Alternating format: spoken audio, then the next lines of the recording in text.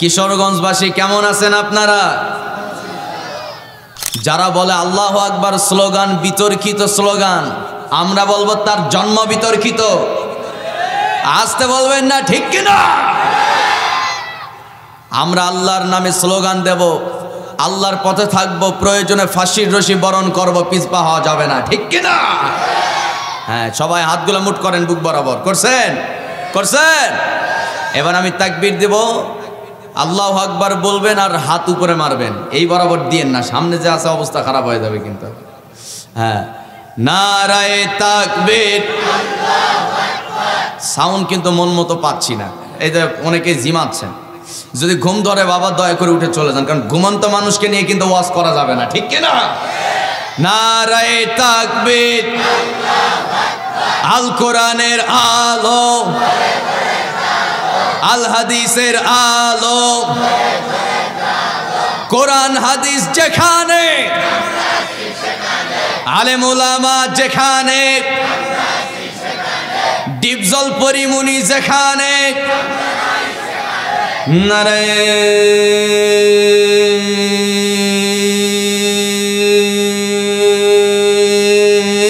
তাকবীর। বালাম ইবনে বাওরা মনে মনে চিন্তা করছেন, মুসা নবীর পাওয়ার তো অনেক বেশি, কিন্তু অন্যদিকে আমার দোয়ার পাওয়ারও তো অনেক বেশি। কারণ জীবনে যা দোয়া করছি, কোনো দোয়া মিস যায় নাই, সব দোয়া আল্লাহ কবুল করে নিছে। এবার বালাম ইবনে বাওরা নেতৃবৃন্দকে বললেন, ঠিক আছে যাও, দোয়া করব, তোমরা বাড়িতে চলে যাও। হালকা পাতলা কিছু হাদিয়া হুজুরকে দিয়ে দিলেন। হুজুর সাহেব, সেই বালাম ইবনে বাওরা পিসাব হাদিয়া পেয়ে খুব একটা সন্তুষ্ট হয় নাই। সারা রাত ভাবতেছে মুসার বিরুদ্ধে দোয়া করব নাকি করব না। ভাবতে ভাবতে সময় শেষ, সকাল হয়ে গেছে। নেতৃবৃন্দ এসে হাজির, বলতেছে হুজুর সাহেব কি দোয়া করলেন? সকালবেলা কানে আসার কথা, মুসার মৃত্যুর সংবাদ কানে আসার কথা, কিন্তু সেই সংবাদ কানে আসলো না। আমাদের কানে খবর চলে আসলো মুসা নবী নাকি তার দলবল নিয়ে রাস্তায় নাকি আল্লাহর নামে মিছিল বের করছে। এটা তো আমরা চাই না। কি দোয়া করলেন? এবার বালাম ইবনে বাওরা বলতেছে, আসলে দোয়া করি নাই, তোমরা তো হাদিয়া তেমনটা দেও নাই। দোয়ার বাজেট অনেক বিশাল, এটা তো অনেক বড় দোয়া, বাজেট অনেক বড়, দিতে হবে বড় বিগ বাজেট আমাকে দিতে হবে। এবার বালাম ইবনে বাওরার কথা শুনে নেতৃবৃন্দ তারা করলো কি, স্বর্ণের একটা মুকুট, স্বর্ণের একটা টুপি বালাম ইবনে বাওরাকে হাদিয়া দিল। স্বর্ণের টুপি জীবনে দেখে নাই, দেখা মাত্র বালাম ইবনে বাওরা আনন্দাত্মহারা, টাটকা দোয়া শুরু হয়ে গেছে। সবাই হাত উঠাও, দোয়া শুরু হয়ে যাবে। আমার বন্ধুগণ, আমরা যখন হাত উঠাই, দোয়া যখন শুরু করি, হাত তো এইভাবে উপরে উঠায়, মাথাটা নিচু করি, চোখ বন্ধ করে মনোযোগ দিয়ে আমরা হুজুরের কথা শুনি আর আমিন আমিন কই, ঠিক কিনা? আমরা যখন দোয়া করি সবাই তো এইরকমই অবস্থা হয়। বালাম ইবনে বাওরা সবাইরে বলছে হাত উঠাও, একই অবস্থা, সবাই হাত উঠাইছে, মনোযোগ দিয়ে সবাই দোয়া শুনতেছে, মাথাটা নিচু করে আছে। যেই না দোয়া শুরু হয়ে গেছে, রব্বানা যালামনা, এরপরে যখন বলতে লাগছে আল্লাহ মুসা নবীর আচরণে এই লোকগুলো অতিষ্ঠ, মুসা নবীর আচরণে এই লোকগুলো অতিষ্ঠ হয়ে তার বিরুদ্ধে দোয়া করার জন্য আমাকে তারা আবদার করেছে। ও মালিক, এই লোকগুলোরে তুমি বাঁচাও আর মুসা নবীরে দুনিয়া থেকে তুমি নিশ্চিহ্ন করে দাও। আওয়াজ করে বলতে হবে, ঈমান আছে না গেছে? কথা মানে আছে না গেছে? নবীর বিরুদ্ধে দোয়া করছে। আমার বন্ধুগণ, যেই না মুসা নবীর বিরুদ্ধে দোয়া করছে, হঠাৎ দেখা গেল আওয়াজ বন্ধ। ব্যাপার কি? শ্রোতা যারা ছিল, যারা দোয়া করতে আসছে, নেতৃবৃন্দ সবাই সামনের দিকে চোখ খুলে তাকায় দেখে ভয়ঙ্কর দৃশ্য। কি দৃশ্য?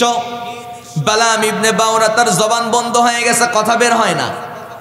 মুখের ভিতরে থাকা জিহ্বার নাভি পর্যন্ত ঝুলে গেছে, মুখ দিয়া রক্ত বের হওয়া শুরু করেছে। আমার বন্ধুগণ, কয়েক সেকেন্ডের মাথায় বালাম ইবনে বাওরা একেবারে মুরতাদ হয়ে, কাফের হয়ে মারা গেছে।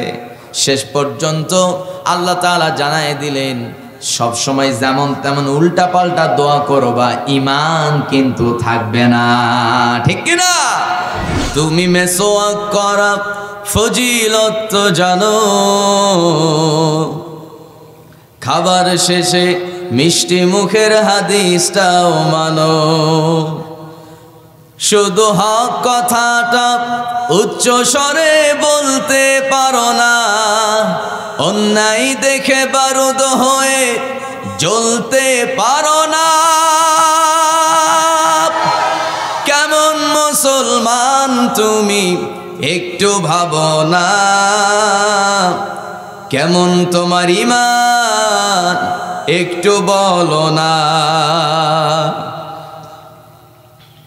তুমি যে কালেমার দাওয়াত দিলে বুকেতে নেই তুলে, দেখো সেই কালেমার দাওয়াত দিয়ে কত জন আজ জেলে। আরো জোরে বলতে হবে ঠিক কিনা?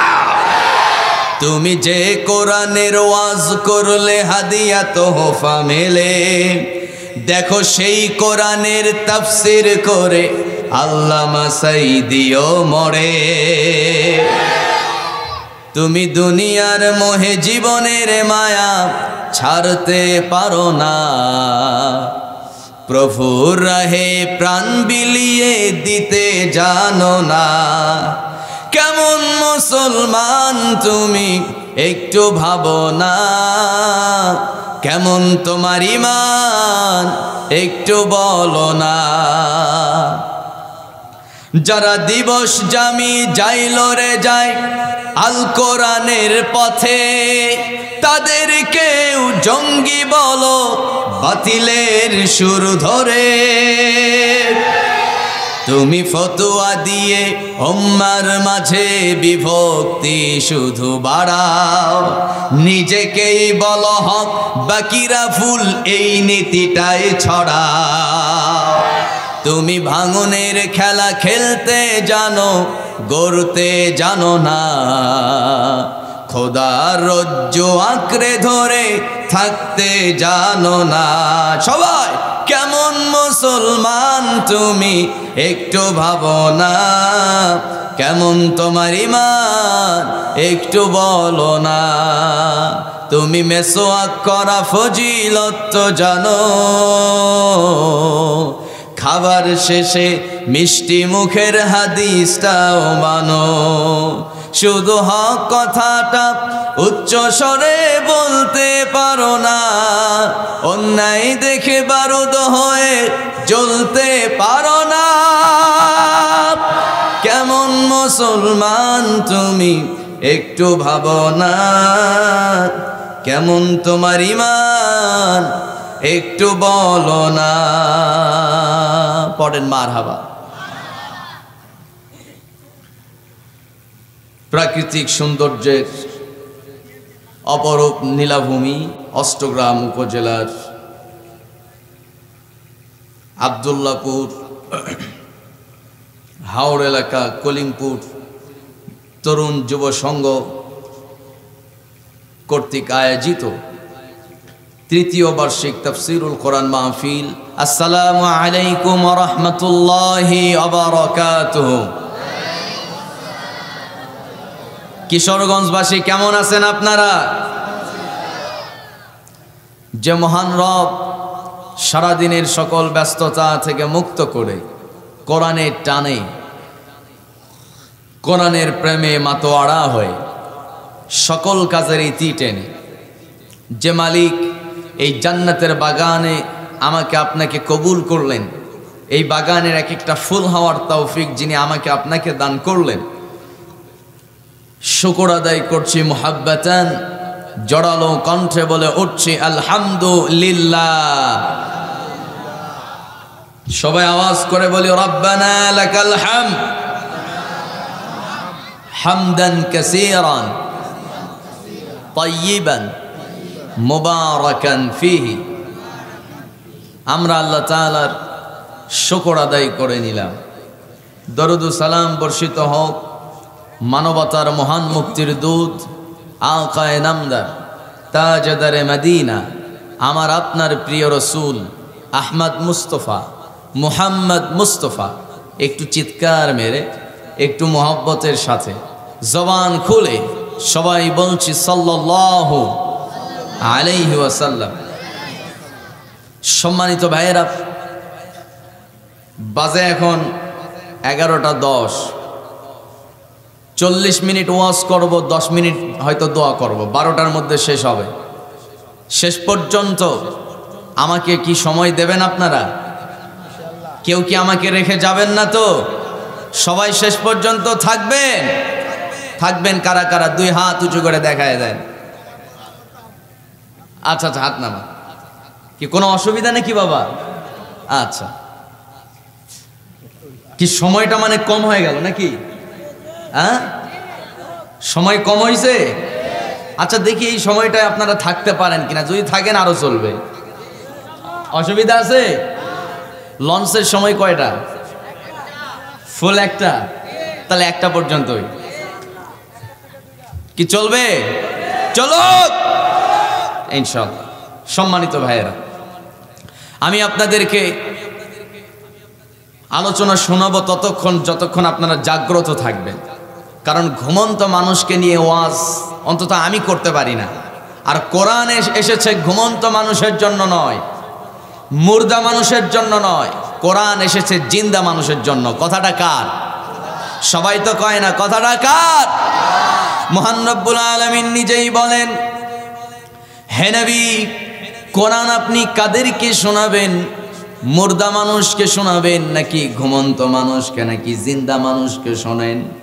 আল্লাহ রাব্বুল আলামিন বলেন, লিয়ুনজিরা মান কানা হাইয়্যাও ওয়া ইয়াহিক্কাল কওলু আলাল কাফিরিন। জোরে বলি আল্লাহু আকবার। আল্লাহ রাব্বুল আলামিন বলেন, হে রাসূল, আমি কোরআন নাজিল করেছি জিন্দা মানুষের জন্য, যেন আপনি কোরআন জিন্দা মানুষের সামনে যেন ওয়াজ করতে পারেন। জিন্দা মানুষকে কোরআন শোনাবেন। ওরা কোরআন যদি মানতে পারে, ওরা যদি জিন্দা থাকা অবস্থায় কোরআন শুনে কোরআন যদি মানতে পারে, কোরআন দিয়ে যদি জীবনটা গড়তে পারে, মরতে দেরি, জান্নাত দিতে দেরি করব না। আর একটু আস্তে কোন সুবহানাল্লাহ। এই জন্য কোরআন আসছে মুর্দা না জিন্দার জন্য? আস্তে কয়, মুর্দা না জিন্দা? জিন্দার জন্য। সামনে যাদের ফাঁকা জায়গা আছে, আপনারা কি জানেন সামনে ফাঁকা জায়গা থাকলে ওখানে কে বসে? সবাই তো কয় না। কে বসে? শয়তান। তো শয়তান রে আপনি বাড়ি থেকে এত কষ্ট করে আসলেন, এসেও যদি শয়তানের সামনে জায়গা দেন, তাহলে তো আপনি বিশাল একটা বন্ধুত্বের পরিচয় দিচ্ছেন শয়তানের সাথে, ঠিক কিনা? যার সামনে জায়গা ফাঁকা আছে, ভাই দয়া করে আমরা একটুকু জায়গা শয়তানকে দেব না। কারণ কোরআনের ময়দানে শয়তানের জায়গা নাই। জোরে বলুন ঠিক কিনা? সম্মানিত ভাইয়েরা, সম্মানিত বন্ধুগণ, আমি আজকে উন্মুক্ত কণ্ঠে কোরআনের কিছু পরিষ্কার কথা আপনাদেরকে বলতে চাই, যেই কথাগুলো 17 বছর বলতে পারি নাই। শুনবেন আপনারা? কি বলা যাবে? যাবে? আচ্ছা, যে এরপরে অনেক চাচাদের সামনে জায়গা ফাঁকা। বাবা একটু সামনের দিকে আগায় আসেন। আর যদি খারাপ লাগে তাহলে চলে যান ইনশাআল্লাহ। কারণ 10 জন জিন্দা মানুষ থাকলেই মাহফিল কাঁপায় দেওয়া সম্ভব। কথা বলেন ঠিক কিনা? কথা আজকে হবে, প্রয়োজনে 10 জনকে নিয়েই হবে, কিন্তু ঘুমন্ত কাউকে নিয়ে নয়। ঠিক আছে কিনা? হ্যাঁ, দেখি দেখি আর কার কার সামনে জায়গা আছে। শয়তানরে আল্লাহর রহমতে জায়গা দিতে চান যারা যারা। হ্যাঁ, কষ্ট পাইলেন নাকি আবার? হ্যাঁ, আসেন আসেন, একটু সামনে আসেন। সম্মানিত ভাইয়েরা, আমি আপনাদেরকে প্রথমে একটা কথা জিজ্ঞেস করতে চাই। বাংলাদেশ স্বাধীন হয়েছে 1971 সালে। দেশ স্বাধীনের সময় আমার দেশে মুসলমানের সংখ্যা ছিল কয় কোটি? ঘুমাচ্ছেন বোধহয়। 7.5 কোটি মুসলমান। এই যে আমার ডানে বামে কিন্তু সেই মনে করেন যে পুরান যুগের তারা আছেন, তারা জানেন সেই সময় বাংলাদেশে মুসলমানের সংখ্যা ছিল 7.5 কোটি। 54 বছর হয়ে গেছে। 2024 সাল পার হয়ে 25 সালে পড়ল। বর্তমানে বাংলাদেশে মুসলমানের সংখ্যা কমছে না বাড়ছে? আসতে বলবেন না, কমছে না বাড়ছে? কয় কোটি এখন? 18 কোটি। কয় কোটি? 18 কোটি। এতগুলো মুসলমান থেকে লাভ কি হলো? 18 কোটি মুসলমান যেই দেশে বসবাস করে, বড় দুর্ভাগ্যের কথা, সেই দেশের সংসদ মুসলমানের কোরআনের আইন দিয়ে চলে না। কি ঘুমাচ্ছেন আপনারা? কথা বলুন ঠিক কিনা? 18 কোটি মুসলমান থেকে লাভ কি হলো? মুসলমানরা ঠিকমতো স্বাধীনভাবে এই দেশে বসবাস করে না, কারণ মুসলমানদের ঘাড়ে চেপে বসেছে রয়ের এজেন্ট, হিন্দুত্ববাদী সেই সমস্ত ভারতের এজেন্টরা। জোরে কথা বলতে হবে ঠিক কিনা? শুধু তাই নয়, সম্মানিত ভাইয়েরা, আমার বন্ধুগণ, দল মত ধর্ম সব শেষে সর্বপ্রথম কথা হচ্ছে আমাদের দেশকে আগে রক্ষা করতে হবে, ঠিক কিনা? সোনার বাংলা, আমাদের মানচিত্রের 1 ইঞ্চি আমরা কারো দখলে যেতে দিতে পারি না। সম্মানিত ভাইয়েরা, প্রথম কথা হলো 18 কোটি মুসলমান থেকে লাভ কি হলো? 18 কোটি মুসলমানের কলিজা এই কোরআন, এই কোরআনের আইন সংসদে কিন্তু নাই। আছে নাকি? নাই। বরং এই কোরআনের বিরুদ্ধে অন্তত 4টা আইন কোরআনের বিরুদ্ধে সংসদে পাশ হয়েছে, কিন্তু কোরআনের একটা আইনও সংসদে পাশ হয় নাই। সুতরাং এর পেছনে কারণটা কি? এর পেছনে মূল কারণ হলো 18 কোটি মুসলমান আমরা নামে আসি, কামে কিন্তু কেউ নাই।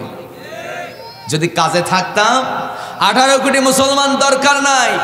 313 জন মুসলমান যদি বদরের সাহাবীদের মতো তাদের ভূমিকায় বলিয়ান হয়ে যদি দাঁড়িয়ে যেত, পায়ে পা রেখে হাতে হাত রেখে, অচিরে বাংলার জমিনে কোরআনের হুকুমত কায়েম হয়ে যেত।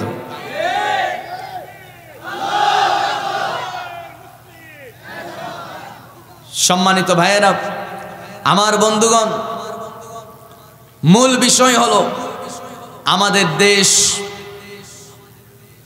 সংখ্যা লঘু বলতে কিছু নাই। এই দেশে সবাই আমরা মানুষ। সবাই কি মানুষ?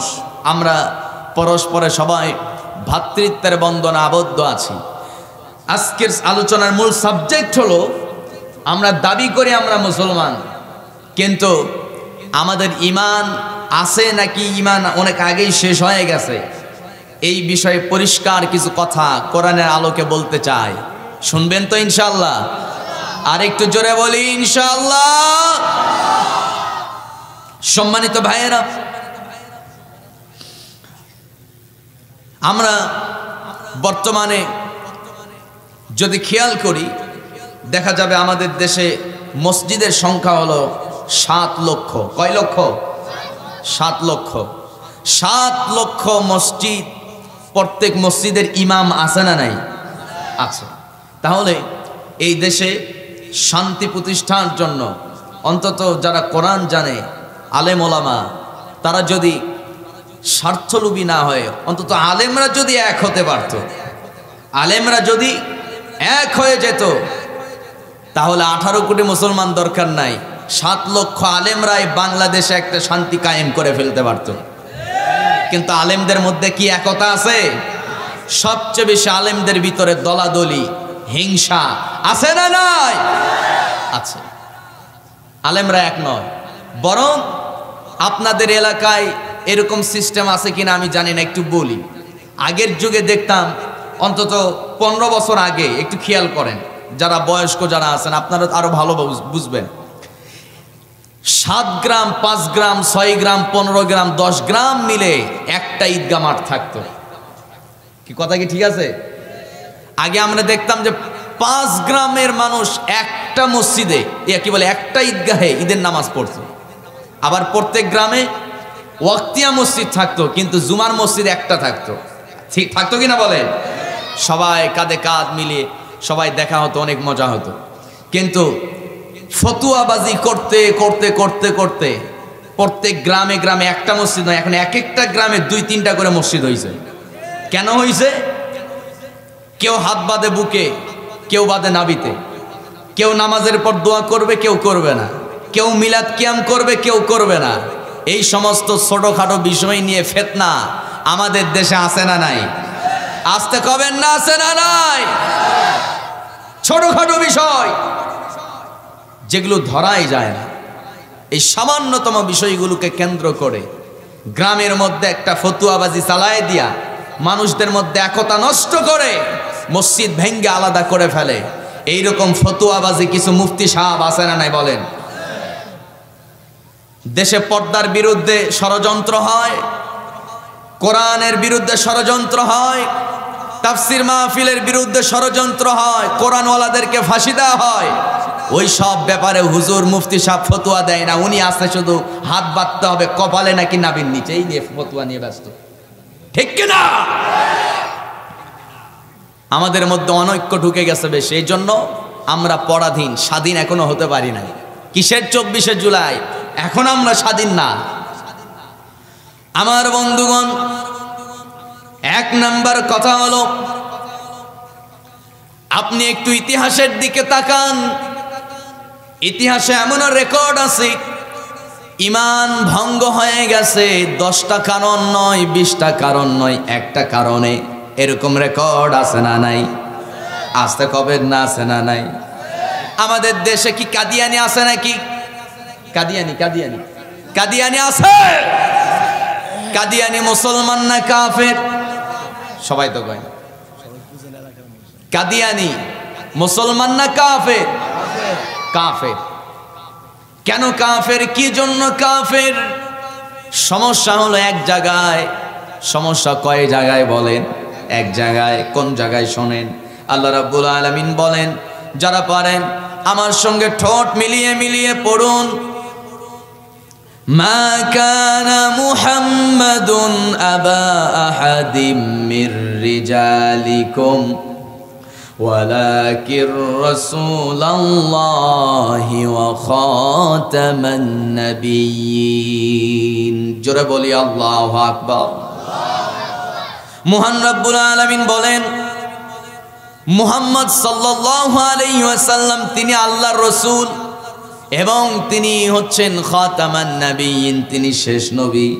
তারপরে পৃথিবীতে আর কোনো নবী আসবে না। কিন্তু যারা কাদিয়ানি, তাদের দাবি হলো মুহাম্মদ সাল্লাল্লাহু আলাইহি ওয়াসাল্লাম আল্লাহর নবী ঠিক আছে, কিন্তু তিনি শেষ নবী নয়, তারে শেষ নবী মানা যাবে না।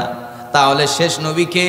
কাদিয়ানীদের কথা হলো শেষ নবী যিনি, তার নাম হলো গোলাম আহমদ কাদিয়ানী। আওয়াজ করে বলতে হবে কিশোরগঞ্জবাসী, ইমান আছে না গেছে? কেন গেছে? আল্লাহ বলেন মুহাম্মদ শেষ নবী, আর ওরা কয় মুহাম্মদ শেষ নবী নয়, গোলাম আহমদ কাদিয়ানী শেষ নবী। আল্লাহর কথার সাথে তাদের কথার মিল কি আছে? নাই। ইমান শেষ। কয়টা কারণ? সবাইকে বলতে হবে কয়টা? একটা কারণ। এক কারণে কিন্তু ইমান শেষ। কথা ঠিক আছে না? একটা কারণে ইমান আছে না গেছে? গেছে। নবীকে শেষ নবী মানে না, শেষ। ইমান শেষ। ইবলিস শয়তান মুসলমান না কাফের? কথা কন। কেন কাফের? কি জন্য কাফের? আল্লাহ রাব্বুল আলামিন সূরা বাকারা 2 নম্বর সূরা 34 নম্বর আয়াতের ভিতরে আল্লাহ রাব্বুল আলামিন বলেন, وَإِذْ قُلْنَا لِلْمَلَائِكَةِ اسْجُدُوا لِآدَمَ فَسَجَدُوا إِلَّا إِبْلِيسَ। জোরে বলি আল্লাহু আকবার। অপরাধ কোথায়? ইবলিসকে আমরা কাফের বলি। ইবলিস যে অভিশপ্ত শয়তান হয়ে গেছে, কাফের হয়ে গেছে, এর দলিলটা কি? আল্লাহ রাব্বুল আলামিন বলেন, আমি নির্দেশ দিলাম সবাই আদমকে সিজদা দাও। সবাই আদমরে সিজদা দিল, কিন্তু সিজদা তো দিল না যেই লোকটা, তার নাম কি? ইবলিস। সিজদা না দেওয়ার কারণে তার পরিণতি কি হয়ে গেল? আল্লাহ রাব্বুল আলামিন বলেন, আবা ওয়াস্তাকবারা কানা মিনাল কাফিরিন। জোরে বলি আল্লাহু আকবার। ইবলিস কাফের হয়ে গেল, অভিশপ্ত শয়তান হয়ে গেল। সেই ইবলিস শুধু শয়তানি হয়ে যায় নাই, সে তো আদম সন্তানের প্রকাশ্য একজন দুশমন। কারণ ইবলিস বলেছিল আল্লাহ তাআলা, আজ থেকে আমি অভিশপ্ত শয়তান, ঠিক আছে, কিন্তু আপনাকে পরিষ্কার একটা কথা জানাই দিতে চাই। কি কথা বল? ইবলিস এবার বলতেছে, সুম্মা রুজি'ইল বাসার সুম্মা বা'আসনাহুম মিন বাইনি আইদিহিম ওয়া মিন খালফিহিম ওয়া আন আইমানিহিম ওয়া আন শামাইলিহিম ওয়া লা তাজিদু আকসারুহুম শাকিরিন। জোরে বলি আল্লাহু আকবার। আল্লাহ তাআলা, যারা তোমার অনুগত, যারা সব সময় তোমাকে ডাকে, যারা সব সময় তোমার ইবাদত করে, সেই সমস্ত অনুগত ভালো ভালো মানুষদেরকে আমি টার্গেট করব। তাদেরকে ডান থেকে বাম থেকে সামনে থেকে পেছন থেকে তোমার অনুগত ভালো ভালো নেককার বান্দাদেরকে ওয়াসওয়াসা দিয়ে আমি জাহান্নামের দিকে তাদেরকে নিক্ষেপ করব।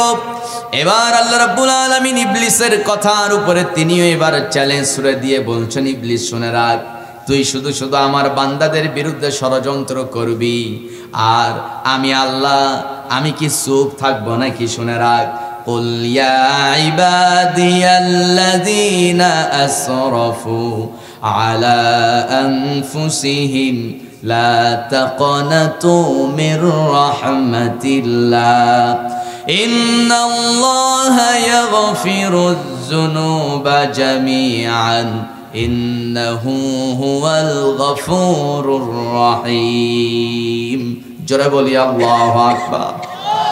মহান রব্বুল আলামিন বলেন, ও দুনিয়ার মানুষরা শোনো, আল্লাহর রহমত থেকে নিরাশ হওয়া যাবে না। আল্লাহ তো এমন একজন দয়াবান বান্দা, তোমার গুনাহ যদি হয় পাহাড় পরিমাণ, ও বান্দা জেনে রাখো, পাহাড় পরিমাণ গুনাহ নিয়া তুমি আমার দরবারে হাত তুলবে, এক ফোঁটা চোখের পানি ফেলবে, আর বান্দা আমার কাছে মাফ চাবে, তো বান্দা জেনে রাখো, আকাশ পরিমাণ ক্ষমা নিয়া আমি বান্দা তোর সামনে হাজির হয়ে যাব। আর একটু আস্তে কোন সুবহানাল্লাহ। আমার ভাইয়েরা, ইবলিস শোনা মাত্র আর মেজাজ গরম। কি মেজাজ কি হয়ে গেছে? গরম হয়ে গেছে। কেন?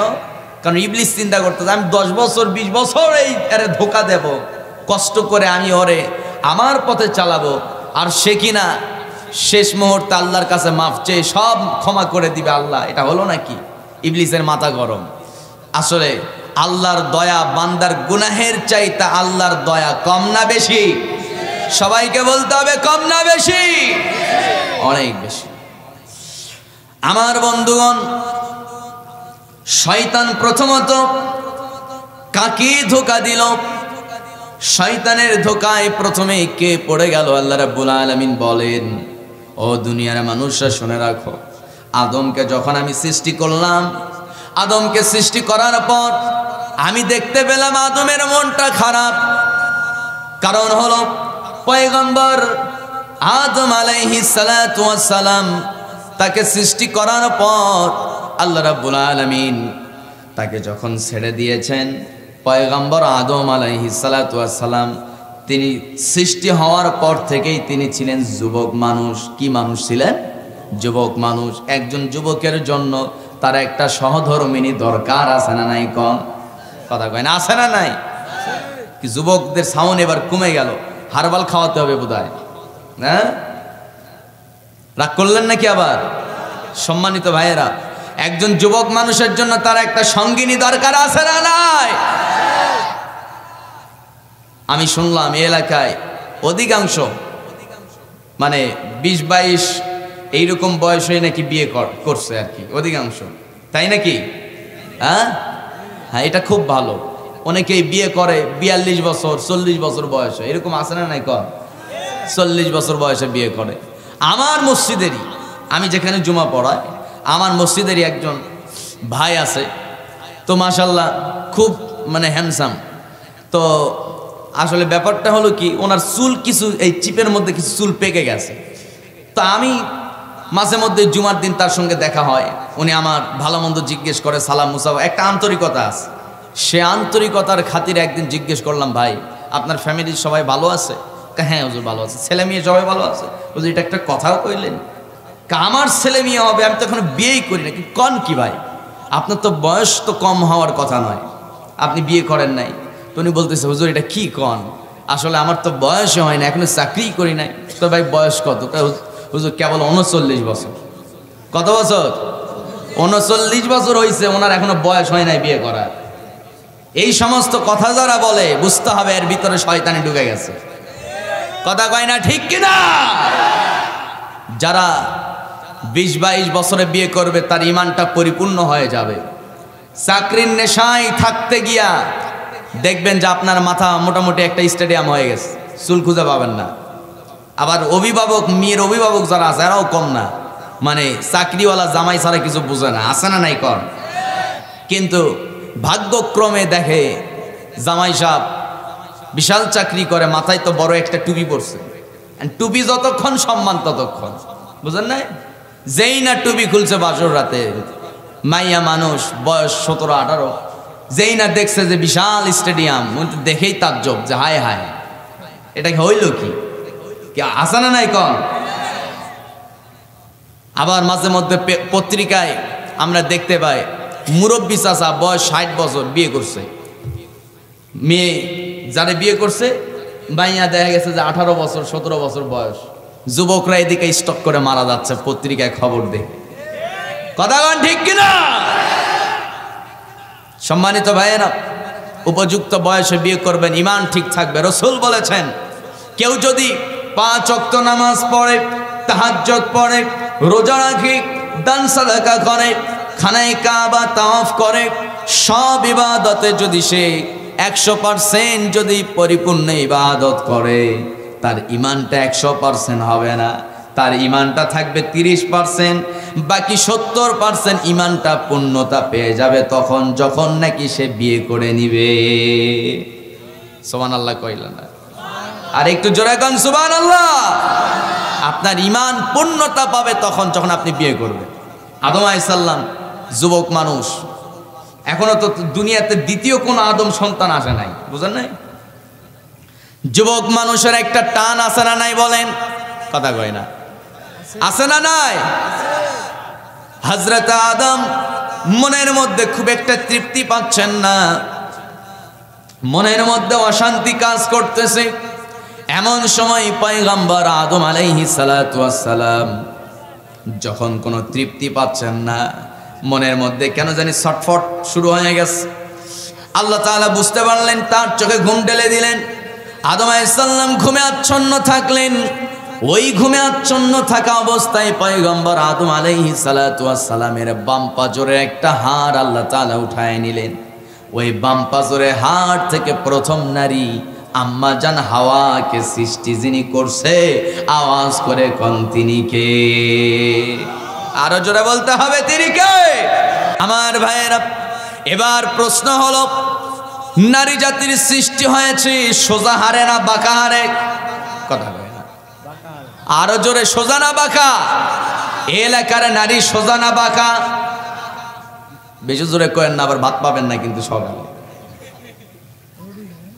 রুটি খায় থাকবেন নাকি? ঠিক আছে। সম্মানিত ভাইয়েরা, নারী জাতি বাঁকা হাড়ে তৈরি, তাদের মনটা কিন্তু একটু ছোট। মনটা কি ছোট? মন শুধু তাদেরই ছোট না, আল্লাহ বলছেন ইন্নাল ইনসানা খুলিকা হালুআ।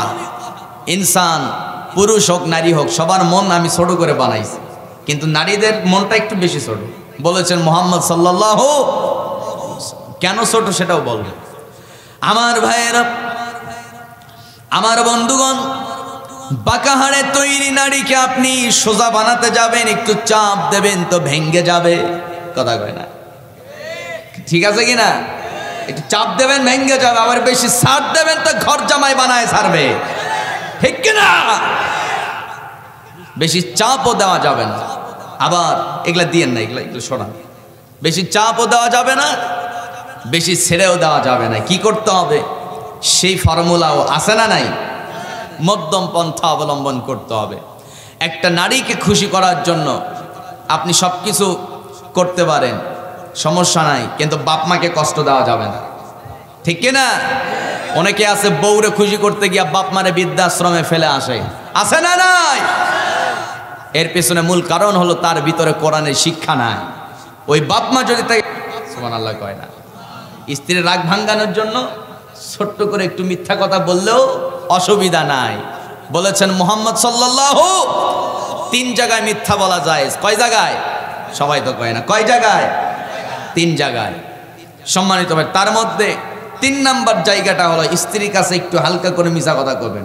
আমি আল্লাহ তাআলা আদমের সিনার ভিতরে আমি আল্লাহ তাআলা দুনিয়ার সমস্ত কিছু যত কিছু সৃষ্টি করছি, যত হাজার হাজার প্রাণীকুল, যত হাজার হাজার বৃক্ষ, হাজার হাজার ফল, কোটি কোটি মাছের মধ্যে অনেক অসংখ্য প্রজাতি আছে, অনেক প্রাণীকুল আছে, সমস্ত কিছুর নাম আমি আল্লাহ শিক্ষা দিলাম। এরপরে আমি আল্লাহ রাব্বুল আলামিন ফেরেশতাদের সামনে তাকে উপস্থাপন করলাম। এরপরে ফেরেশতাদের সামনে আমি ঘোষণা দিলাম, ও আমার ফেরেশতারা শোনো, পৃথিবীর সব কিছুর নাম আমি ঘোষণা কি। তার উচিত ছিল এই সময় শয়তান তারে যে কথাটা বলছে, এখন তার উচিত কি স্বামীর সঙ্গে পরামর্শ করা। স্বামী গো, এইরকম কথা শুনলাম, এখন কি করা যেতে পারে, এই ফলটা খাওয়া যাবে কিনা, এটা বলার দরকার ছিল কি ছিল না? ছিল। সম্মানিত ভাইয়েরা, মহিলা মানুষ একটু পণ্ডিতি করে বেশি। কি করে? মায়েরা আবার রাগ করেন না, একটু পণ্ডিতি করে বেশি, স্বামীর উপরে খবরদারি করতে যায়। আছে না নাই? কোন বিপ্লবের বাপ, খবরদারি কাজ করা যাবে না। তাড়াতাড়ি তুমি আগে বাজারে যাও, ওইটা কিনা আনো, এটা করো, সেটা করো। মানে পুরা বাড়িতে নেতৃত্ব দেয় মহিলা মানুষ। এরকম আছে না নাই? কন কথা কয় না, ঘুমাচ্ছেন বোধহয়। আছে না নাই? অনেকে আছে বউয়ের গোলাম। আছে না নাই? কন বউয়ের গোলাম নালু ভাই, চিনেন আপনারা? হ্যাঁ, জানেন না? হ্যাঁ। আবার বেশি বউয়ের গোলাম হওয়া যাবে না। এমনি মানে ভিতরে কি বলে, উপরে উপরে বউয়ের গোলাম হবেন, কিন্তু ভিতরে ভিতরে হওয়ার দরকার নাই। আবার এই কথা যদি আমার বউ শোনে তাহলে আবার বিপদ। সম্মানিত ভাইয়েরা, আসল কথা হলো বউয়ের গোলাম হওয়া যাবে না, কোনো ব্যক্তির গোলাম না। আমরা গোলাম কার? আস্তে কবেন না, গোলাম কার? আপনি আপনার পরিবার চালাবেন কেমনে, সন্তানকে আপনি কোন পথে পরিচালিত করবেন, আপনার স্ত্রীকে আপনি কি দিক নির্দেশনা দিবেন, সব কিছু কোরআনে আছে না নাই? আস্তে কয় আছে না নাই? কিন্তু কোরআন তো আমরা পড়ি না। এই কোরআন এখানে আছে সম্পূর্ণ আরবি। সম্পূর্ণ কি আছে? আরবি। আপনি এই কোরআন বুঝবেন কেমনে? এটা তো শুধু রিডিং পড়তে পারবেন, ওলামায়ে কেরাম ছাড়া বুঝবে না। আপনার দায়িত্ব কি? আপনি অনুবাদ একটা কোরআন কিনে প্রত্যেকদিন কমপক্ষে 5টা করে আয়াত, বুঝার দরকার নাই, আপনি না বুঝেন শুধু রিডিং পড়েন, বাংলা রিডিংগুলো খালি অর্থগুলো পড়েন। প্রত্যেকদিন কয় আয়াত? কথা কয় 5 আয়াত। আজকে 5 আয়াত, কালকে 5 আয়াত, প্রতিদিন 5 আয়াত করে পড়লে 20 দিনে কয় আয়াত হবে? 100 আয়াত। একদিন দেখা যাবে প্রতিদিন নিয়মিত আপনি এই কাজ করতেছেন, প্রতিদিন 5 আয়াত, প্রতিদিন 5 আয়াত, অল্প অল্প করতে করতে এটা যদি কন্টিনিউ হয়, এক সময় দেখা যাবে পাহাড় পরিমাণ, মানে পুরো কোরআন হয়ে গেছে।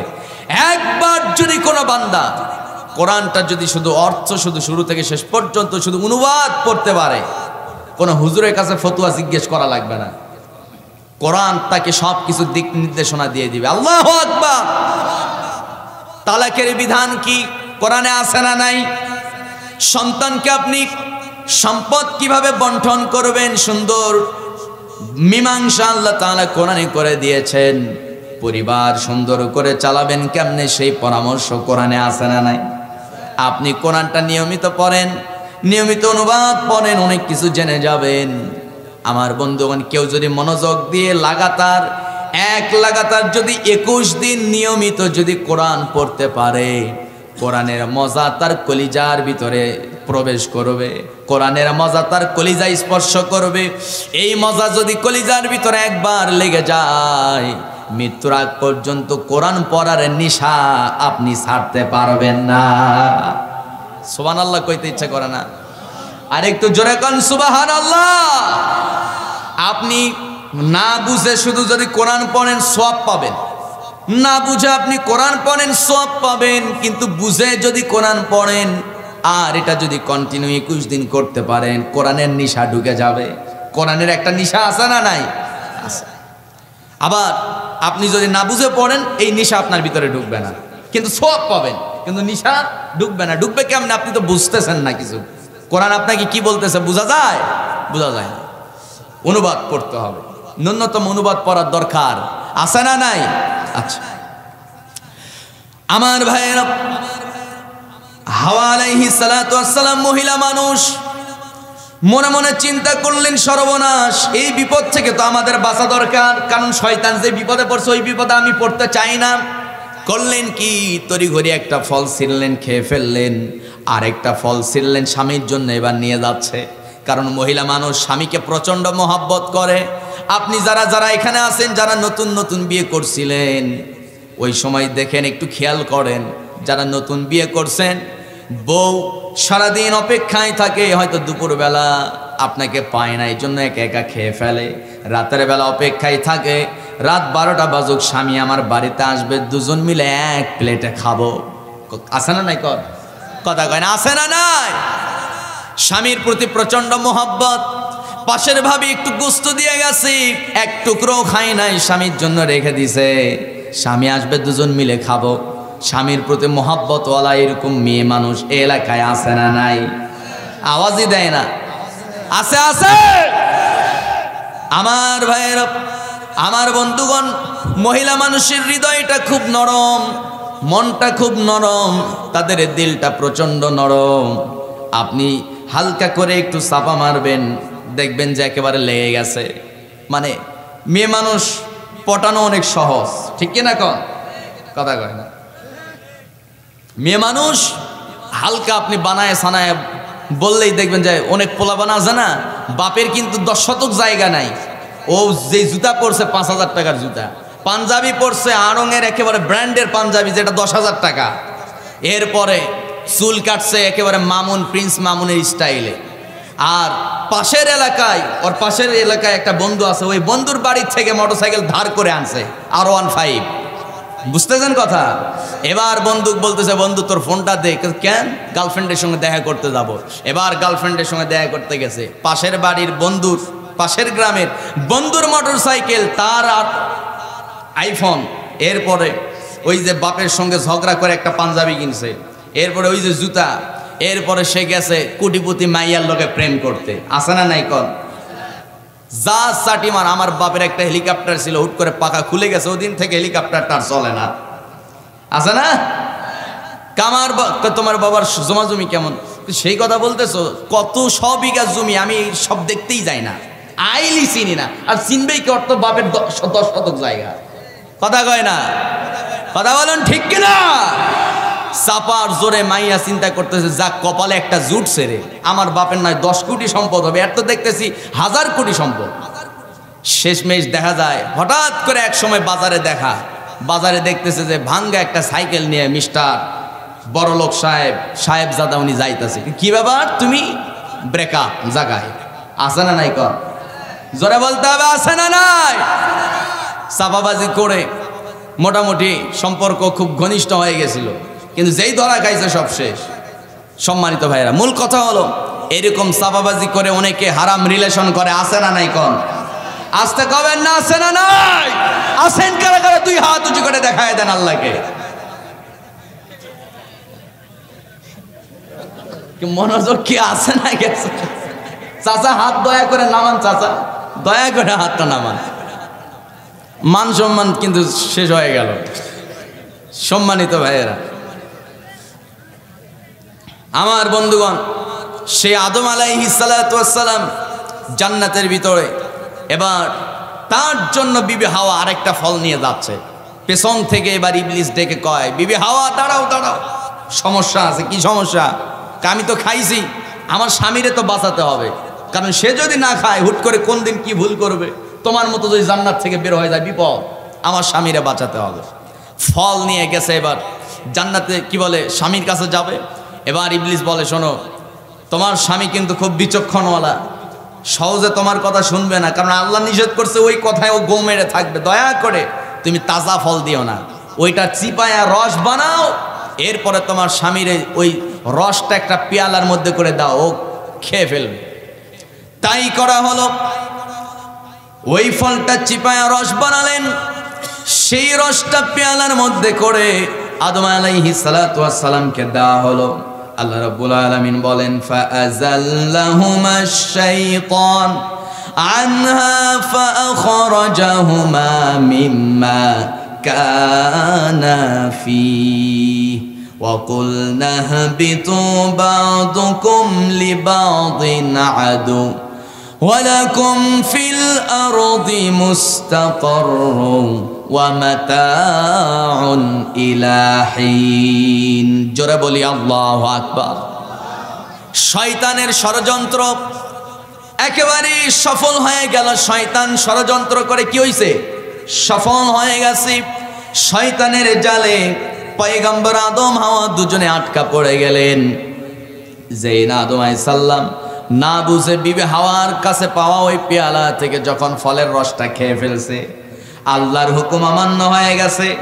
আল্লাহ বলেন ফাতালাক্কা আদামু মির রাব্বিহি কালিমাতিন ফাতাবা আলাইহি ইন্নাহু হুয়াত তাওয়াবুর রহিম। জোরে বলি আল্লাহু আকবার।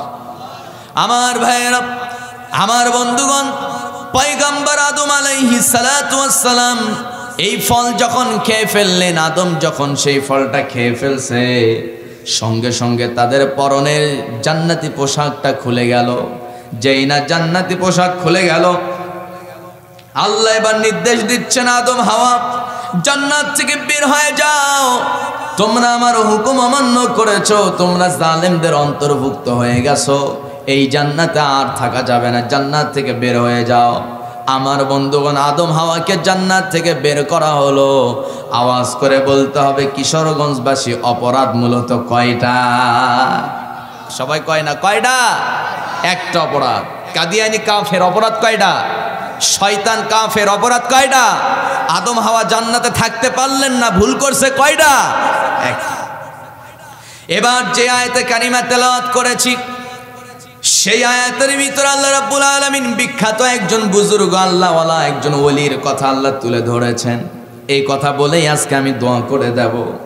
আমার বন্ধুগণ, আমার ভাইয়েরা, পয়গম্বর আদম আলাইহিস সালাতু ওয়াস সালাম তার বিষয়টা উল্লেখ করার পর আল্লাহ রাব্বুল আলামিন সূরা আরাফ 7 নম্বর সূরা 175 নম্বর আয়াত 9 নম্বর পারার ভিতরে আয়াতটি এসেছে।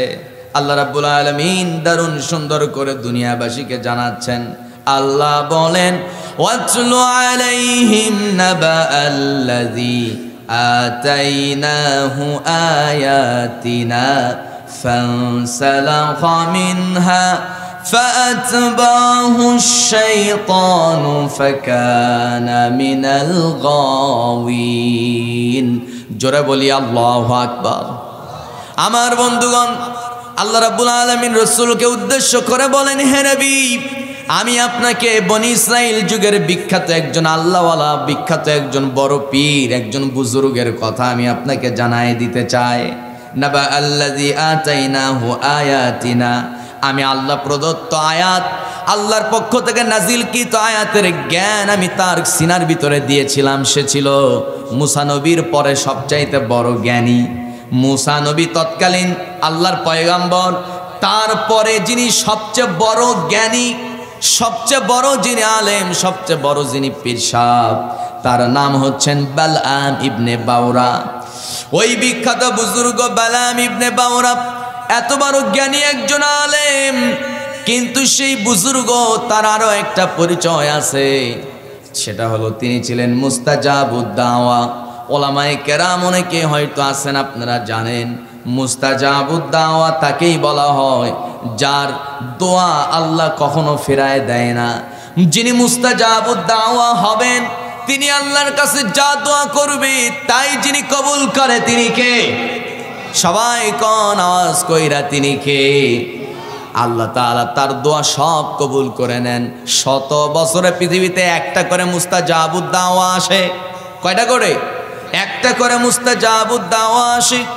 আমার বন্ধুগণ, সেই মুস্তাজাবুদ দাওয়া বালআম ইবনে বাউরা তার নাম। তিনি করলেন কি? তিনি প্রকাশ্যে একটা ঘোষণা দিয়ে দিলেন, সমাবেশ করে একটা ঘোষণা দিলেন, আমি কোনো রাজনৈতিক কোনো দলের কর্মী বা নেতা নয়। এই ঘোষণা কেন দিলেন, কি জন্য দিলেন? কারণ উনি চিন্তা করলেন এই ঘোষণা যদি আমি দেই তাহলে কি হবে, বিরোধী দলের নেতৃবৃন্দ, সরকারি দলের নেতৃবৃন্দ সবাই আমার উপরে খুশি থাকবে, সুতরাং সবার হাদিয়া তোহফা আমার দরবারে চলে আসবে। এইরকম লুভি কিছু আলেম ওলামা আমাদের দেশে আছে না নাই? আছে না নাই?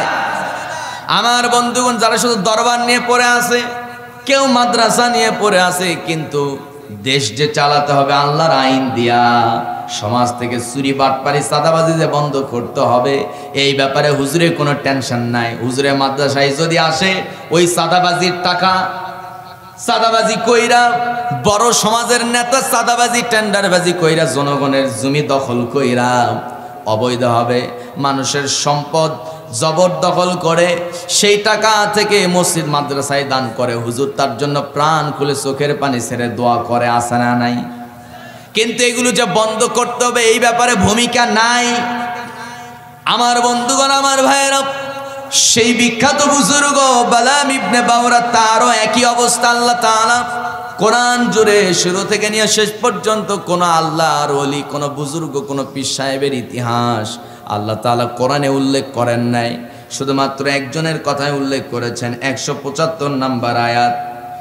আমার বন্ধুগণ, সূরা আরাফ 7 নম্বর সূরা 175 নম্বর আয়াতের ভিতরে মহান রব্বুল আলামিন এই ইতিহাসটা তুলে ধরেছেন। আমার ভাইয়েরা, আমার বন্ধুগণ, মূল কারণ হলো আল্লাহ রাব্বুল আলামিন এটা কেন তুলে ধরলেন। আস্তে আস্তে আসল কথাই যাচ্ছি। আমার ভাইয়েরা, উনি যা দোয়া করতেন তাই আল্লাহ কবুল করে নিতেন। এই জন্য নেতৃবৃন্দ বিরাট অ্যামাউন্টের হাদিয়া এনে তার সামনে ফেলে দিত, হুজুর আপনি আমার জন্য দোয়া করেন, আগামী নির্বাচনে যেন আমি জয়লাভ করি। আমার ভাইয়েরা, হুজুর দোয়া করে দিতেন, উনি জয়লাভ করত। কিন্তু আল্লাহ রাব্বুল আলামিন সেই যুগে যখন মুসা নবীকে পাঠিয়ে দিলেন, মুসা নবীকে আল্লাহ দায়িত্ব দিলেন দুইটা। সেই দুইটা দায়িত্ব কি আল্লাহ বলেন, ওয়ালাকাদ বাআসনা ফি কুল্লি উম্মাতির রাসূলান আন ইবুদুল্লাহা ওয়াজতানিবুত তাগুত। জোরে বলি আল্লাহু আকবার। আমার ভাইয়েরা, আল্লাহ তাআলা মুসা নবীকে নির্দেশ দিয়েছেন, মুসা তুমি তোমার উম্মতের কাছে যাও, তাদেরকে ঘোষণা দাও দুনিয়ার কোন মানুষের তৈরি করা আইন দিয়ে রাষ্ট্র পরিচালনা করা যাবে না। জমিন যার, আলালাহুল খালক ওয়াল আম, এই জমিনটা যার, আইনও চালাতে হবে তার, ঠিক কিনা? আমার ভাইয়েরা, আমার বন্ধুগণ, সেই পয়গম্বর আদম আলাইহিস সালাতু ওয়াস সালাম যখন এই দাওয়াতটা দিলেন, 2 নাম্বার দাওয়াত হলো ওয়াজতানিবুত তাগুত। তাগুত শ্রেণী তাদেরকে বর্জন করতে হবে। তাগুত শ্রেণী কারা? যারা কোরআন পড়ে না, কোরআন শোনে না, কোরআন মানে না, অন্য কেউ শুনতে দেয় না, পড়তে দেয় না, মানতে দেয় না, এই শ্রেণীর মানুষ আমার দেশে আছে না নাই? আমার ভাইয়েরা, আমার বন্ধুগণ, এই লোকগুলো এরাই হচ্ছে তাগুত। এই বৈশিষ্ট্য যার ভিতরে আছে এরাই তাগুত। তাদেরকে বর্জন করতে হবে। নির্দেশটা যিনি দিছে তিনি কে? আমার ভাইয়েরা, বালাম ইবনে বাউরা বিখ্যাত বুজুর্গ, তার দরবারে এবার নেতৃবৃন্দ এসে হাজির। সকাল সকাল বিরোধী দলের নেতৃবৃন্দ, সরকারি দলের নেতৃবৃন্দ সবাই এসে বলতেছে, হুজুর আপনি একটু দোয়া করেন, আল্লাহ যেন মুসা নবীকে দুনিয়া থেকে নিশ্চিহ্ন করে দেয়, তাকে যেন আল্লাহ দুনিয়া থেকে বিদায় করে দেয়। বালাম ইবনে বাউরা এবার বলছেন, মুসা নবী তো সাধারণ কোনো নবী নয়, তার বিরুদ্ধে দোয়া করব, দোয়া না হয় কবুল হয়ে যাবে, কারণ জীবনে হাজার হাজার দোয়া করছি, কোনো দোয়া মিস হয় নাই, এই দোয়াও কবুল হবে। কিন্তু কথা হলো, জানতে চাই, বলো কোন কারণে, কি সমস্যা তোমাদের মুসা নবীর বিরুদ্ধে দোয়া করতে বলতেছো? এবার লোকজন বলতেছে, নেতৃবৃন্দ বলতেছে, ও পিসাব, তার জন্য আপনি কেনই বা দোয়া করবেন না?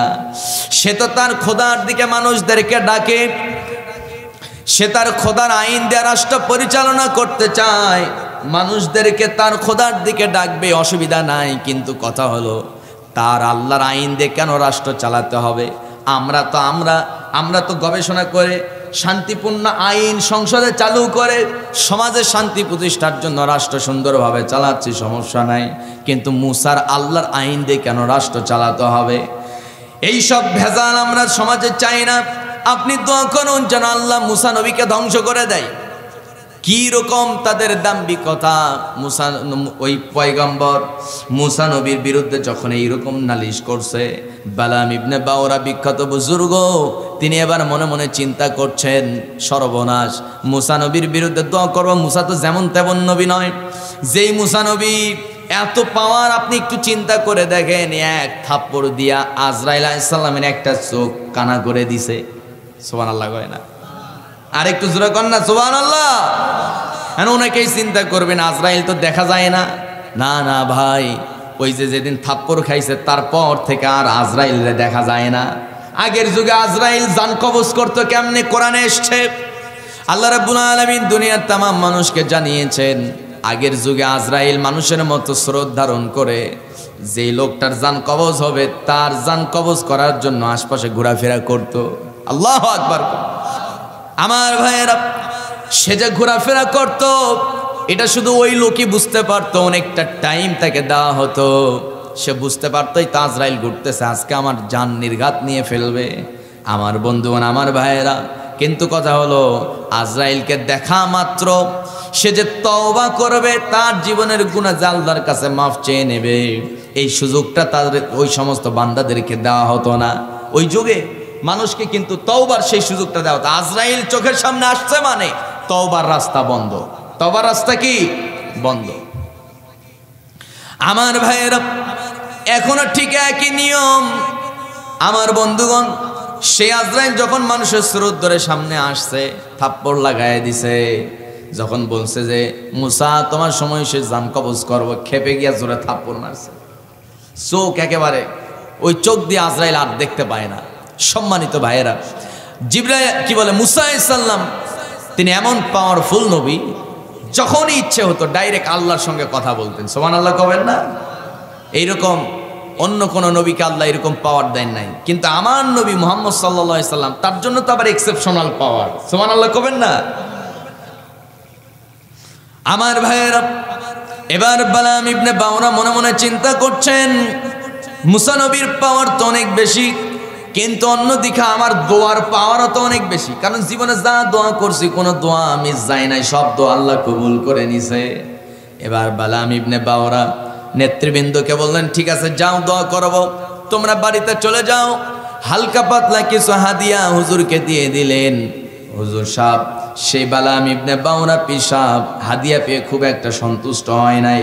সারা রাত ভাবতেছে মুসার বিরুদ্ধে দোয়া করব নাকি করব না। ভাবতে ভাবতে সময় শেষ, সকাল হয়ে গেছে। নেতৃবৃন্দ এসে হাজির, বলতেছে হুজুর সাহেব কি দোয়া করলেন? সকালবেলা কানে আসার কথা, মুসার মৃত্যুর সংবাদ কানে আসার কথা, কিন্তু সেই সংবাদ কানে আসলো না। আমাদের কানে খবর চলে আসলো মুসা নবী নাকি তার দলবল নিয়ে রাস্তায় নাকি আল্লাহর নামে মিছিল বের করছে। এটা তো আমরা চাই না। কি দোয়া করলেন? এবার বালাম ইবনে বাওরা বলতেছে, আসলে দোয়া করি নাই, তোমরা তো হাদিয়া তেমনটা দেও নাই। দোয়ার বাজেট অনেক বিশাল, এটা তো অনেক বড় দোয়া, বাজেট অনেক বড়, দিতে হবে বড় বিগ বাজেট আমাকে দিতে হবে। এবার বালাম ইবনে বাওরার কথা শুনে নেতৃবৃন্দ তারা করলো কি, স্বর্ণের একটা মুকুট, স্বর্ণের একটা টুপি বালাম ইবনে বাওরাকে হাদিয়া দিল। স্বর্ণের টুপি জীবনে দেখে নাই, দেখা মাত্র বালাম ইবনে বাওরা আনন্দাত্মহারা, টাটকা দোয়া শুরু হয়ে গেছে। সবাই হাত উঠাও, দোয়া শুরু হয়ে যাবে। আমার বন্ধুগণ, আমরা যখন হাত উঠাই, দোয়া যখন শুরু করি, হাত তো এইভাবে উপরে উঠায়, মাথাটা নিচু করি, চোখ বন্ধ করে মনোযোগ দিয়ে আমরা হুজুরের কথা শুনি আর আমিন আমিন কই, ঠিক কিনা? আমরা যখন দোয়া করি সবাই তো এইরকমই অবস্থা হয়। বালাম ইবনে বাওরা সবাইরে বলছে হাত উঠাও, একই অবস্থা, সবাই হাত উঠাইছে, মনোযোগ দিয়ে সবাই দোয়া শুনতেছে, মাথাটা নিচু করে আছে। যেই না দোয়া শুরু হয়ে গেছে, রব্বানা যালামনা, এরপরে যখন বলতে লাগছে আল্লাহ মুসা নবীর আচরণে এই লোকগুলো অতিষ্ঠ, মুসা নবীর আচরণে এই লোকগুলো অতিষ্ঠ হয়ে তার বিরুদ্ধে দোয়া করার জন্য আমাকে তারা আবদার করেছে। ও মালিক, এই লোকগুলোরে তুমি বাঁচাও আর মুসা নবীরে দুনিয়া থেকে তুমি নিশ্চিহ্ন করে দাও। আওয়াজ করে বলতে হবে, ঈমান আছে না গেছে? কথা মানে আছে না গেছে? নবীর বিরুদ্ধে দোয়া করছে। আমার বন্ধুগণ, যেই না মুসা নবীর বিরুদ্ধে দোয়া করছে, হঠাৎ দেখা গেল আওয়াজ বন্ধ। ব্যাপার কি? শ্রোতা যারা ছিল যারা দোয়া করতে আসছে নেতৃবৃন্দ সবাই সামনের দিকে চোখ খুলে তাকায় দেখে ভয়ঙ্কর দৃশ্য। কি দৃশ্য? বালাম ইবনে বাউরা তার জবান বন্ধ হয়ে গেছে, কথা বের হয় না। মুখের ভিতরে থাকা জিহ্বার নাভি পর্যন্ত ঝুলে গেছে, মুখ দিয়া রক্ত বের হওয়া শুরু করেছে। আমার বন্ধুগণ, কয়েক সেকেন্ডের মাথায় বালাম ইবনে বাউরা একেবারে মুরতাদ হয়ে কাফের হয়ে মারা গেছে। শেষ পর্যন্ত আল্লাহ তাআলা জানায় দিলেন, সব সময় যেমন তেমন উল্টা পাল্টা দোয়া করবা, ঈমান কিন্তু থাকবে না। ঠিক কি না আমার ভাইয়েরা, আমার বন্ধুগণ? এরকম উল্টা পাল্টা দোয়া করার মতো কিছু মুফতি